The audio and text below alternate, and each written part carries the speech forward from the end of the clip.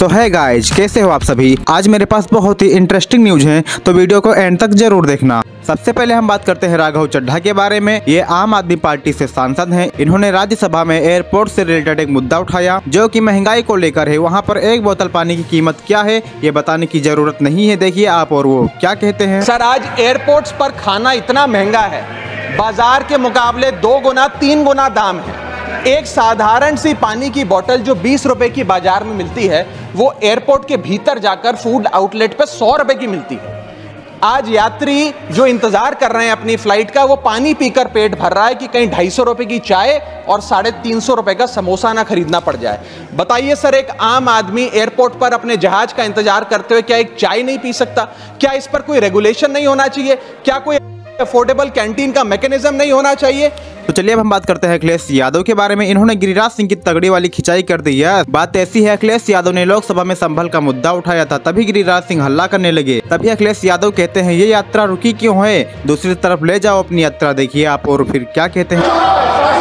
अध्यक्ष महोदय, ये यात्रा रुकी क्यों नहीं है, यात्रा ले जाओ दूसरी तरफ। तो चलिए अब हम बात करते हैं एक वुमेन के बारे में जिनका नाम रेणुका जैन है। ये किसानों की बेइज्जती करते हुए कहती हैं, बहुत ही बेहुदा शब्द का इस्तेमाल करती हैं और कहती हैं इस देश का किसान हरामखोर है और देश का दामाद बनकर जी रहा है। और भी कई तरह के शब्दों का प्रयोग करती हैं जो कि बिल्कुल भी बर्दाश्त करने लायक नहीं है। देखिए आप। दोस्तों, आपको अपनी जिंदगी बदलनी है, आपको एक बहुत बढ़िया तरीका बताती हूँ। आप बैंक जाइए, लोन लीजिए और एक एग्रीकल्चर लैंड खरीद लीजिए, ठीक है। आप बन जाइए किसान और फिर देखिए आप इस देश के दामाद बन जाएंगे। ना आपको इनकम टैक्स देना पड़ेगा, ना आपको जीएसटी के झंझट डालने पड़ेंगे और आप खुले में पराली चलाइए। अभी तो आपको पटाखे जलाने में डर लग रहा था ना, खुले में पराली चलाइए। भले ही करोड़ों लोगों की तबीयत खराब हो रही हो, आपको कोई कुछ नहीं बोलेगा।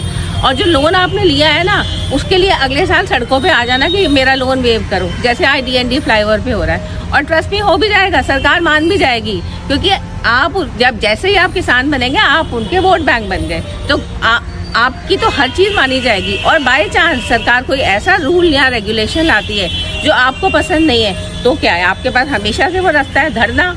इस बार भी, अभी भी देखिए धरना लग ही रहा है, पिछले साल भी लग रहा था। और धरना करते ही सरकार घुटनों पे आके आपसे वो जो आप पास करते हो कानून, वो वापस ले लेती है। तो मेरी बात मानिए, I feel stupid that I got so much educated and I am doing a profession where I am paying GST and income tax. भैया मैं तो किसान बन जाती तो मेरे तो जिंदगी में सुख समृद्धि सब कुछ होता। तो सब कुछ छोड़िए और किसान बन जाइए। धन्यवाद। फिलहाल आप इस बारे में क्या कहना चाहते हैं कमेंट करके जरूर बताना। तो चलिए अब हम बात करते हैं पप्पू यादव के बारे में। आपको पता होगा कुछ टाइम पहले पप्पू यादव को बाघ का करेजा कहते थे। जब पप्पू यादव से पूछा जाता है तो वो कहते हैं मेरा बाघ का करेजा नहीं है, मेरा तो गीदड़ का करेजा है। देखिए सोशल मीडिया पे जो आपके प्रशंसक हैं, जो आपके लोग हैं, वो कहते हैं कि पप्पू यादव के पास बाघ का करेजा है। भैया हम नहीं कहते, मेरे पास बाघ का करेजा नहीं, गीदड़ का करेजा है। हेमंत शाही को गोली लगी थी तो उस वक्त पुलिस कह रही थी कि नकल कर रहा है और 2 घंटे के बाद हेमंत शाही मर गए। जब बात पप्पू यादव की हो रही है तो बात करते हैं इनके ही बारे में। इनसे एक पत्रकार सवाल पूछता है तो पप्पू यादव ने कहा इस देश को अडानी चलाते हैं, देश की सरकार अडानी की नौकर है। देखिए आप। मैं आपको क्लियर कह रहा हूँ कि इस देश में अडानी चलाता है, नरेंद्र मोदी नहीं चलाता। वाली बात कह रहे हैं आप? सर सही कह रहे हैं। अडानी जी चलाते हैं क्योंकि इस देश की सरकार अडानी के नौकर बने हुए हैं और इस देश की सत्ता और गोदी मीडिया, ईडी, CBI, चुनाव आयोग, ये सरकार के नौकर बने हुए हैं। इनके इक्विपमेंट्स हैं इनके? जी, इनका स्टूल है और इनके युवा मोर्चा, छात्र मोर्चा बने हुए हैं, इनकी कार्यालय। तो चलिए अब हम बात करते हैं राहुल गांधी के बारे में। राहुल गांधी ने कहा मैंने पुलिस से कहा कि मैं अकेले संभल जाने के लिए भी तैयार हूं, पुलिस के साथ चलने के लिए भी तैयार हूं, लेकिन पुलिस ने मना कर दिया। देखिए आप और वो क्या कहते हैं। हम संभल जाने की कोशिश कर रहे हैं, पुलिस मना कर रही है, अलाउ नहीं कर रही है। एज LOP मेरा अधिकार बनता है कि मैं जा सकता हूं, मगर तब भी वो मुझे रोक रहे हैं। मैंने कहा है कि मैं अकेला जाने को तैयार हूं, पुलिस के साथ जाने को तैयार हूं, मगर उन्होंने वो भी बात एक्सेप्ट नहीं की और अब कह रहे हैं कि कुछ दिनों में अगर हम वापस आएंगे तो फिर वो हमें जाने देंगे।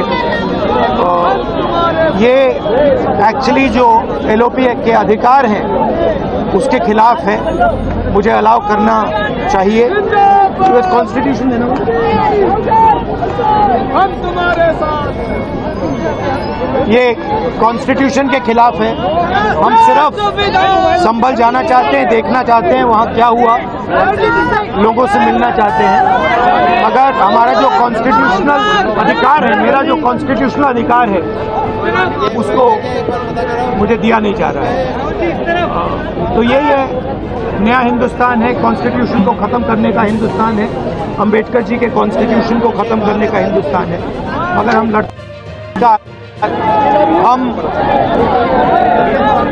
तो चलिए अब हम बात करते हैं असम के मुख्यमंत्री के बारे में। इन्होंने असम में पूरी तरह से गौमांस बंद कर दिया है। इन्होंने बताया कि हमने फैसला किया है कि किसी भी रेस्तरां या होटल में गौमांस नहीं परोसा जाएगा, साथ ही इसे किसी भी सार्वजनिक स्थल पर भी नहीं परोसा जाएगा। बस आज के लिए इतनी ही अपडेट्स, मिलते हैं नेक्स्ट वीडियो।